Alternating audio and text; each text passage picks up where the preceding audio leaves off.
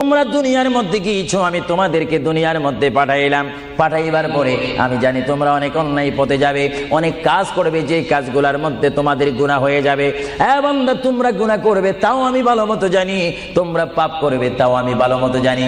বান্দারে, পাপ করার পরে, গুনাহ করার পরে একাই কি মসজিদের মধ্যে তোমরা কেঁদেছো, রব্বানা যালামনা, বলেন রব্বানা যালামনা আনফুসানা ওয়া ইল্লাম তাগফির লানা ওয়া তুরহামনা লানাকুনান্না মিনাল খাসিরিন বলে বলে মসজিদে কেঁদেছো, আসরের নামাজ পড়ে কেঁদেছো, যোহরের নামাজ পড়ে কেঁদেছো, মাগরিবের পড়ে কেঁদেছো, এশার নামাজ পড়ে কেঁদেছো।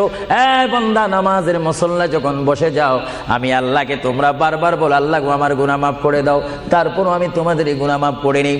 তারপরও তোমরা নিশি রাত্রে, মানুষ যখন ঘুমে যায়, তোমার বিবি যখন ঘুম যায়, তোমার ছেলে যখন ঘুম যায়, তুমি নিশি রাত্রে ঠান্ডা পানি দিয়ে ওযু বানিয়ে নামাজের মুসল্লায় বসে তুমি আবার যখন ডাক দাও, রব্বুল আলামিন, পৃথিবীর কোনো মানুষ আমার গুনাহ সম্পর্কে জানে না, তুমি আমার গুনাহ সম্পর্কে জানো।